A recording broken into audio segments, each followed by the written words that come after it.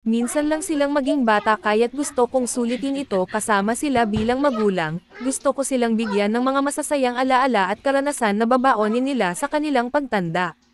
Para sa akin, isang aspeto sa pagbuo ng matibay na pundasyon ng relasyon natin sa ating mga anak ay ang kalidad ng oras na ginugugol natin sa kanila.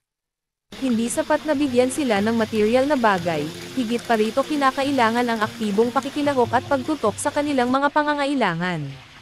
Ang mga karanasang ibinabahagi ko sa kanila ay hindi lamang nagdadala ng kasiyahan kundi may malalim na epekto rin sa kanilang emosyonal at mental na pag-unlad. Sa pamamagitan nito, natututo silang pahalagahan ang pagkakaibigan, empatiya, at respeto, mga katangiang mahalaga upang maging mabuting mamamayan sa hinaharap. Sa makatuwid, habang ako'y nagbibigay aral at nagsisilibing gabay, sabay din akong bumubuo ng masayang alaala na tiyak nilang dadalhin hanggang sa kanilang pagtanda. Okay.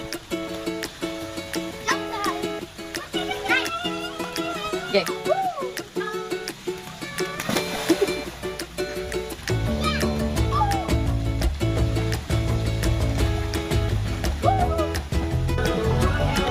What's this? That one? That one? Wow!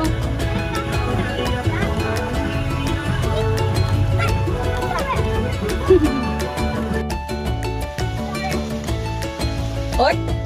Tora! Ayaw, on! Help RJ, kuya. Kuya! Diba? Help RJ, ah!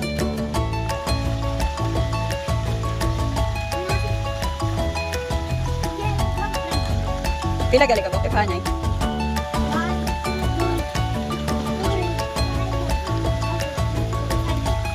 Okay.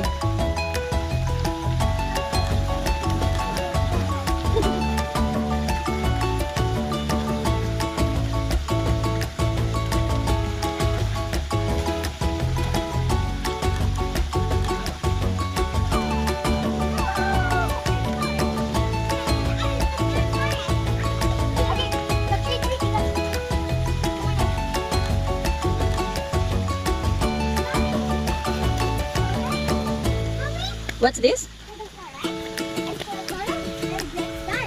What is this?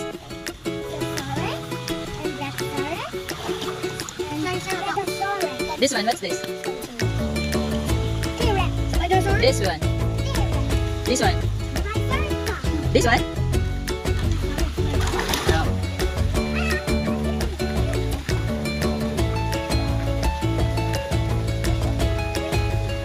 Go!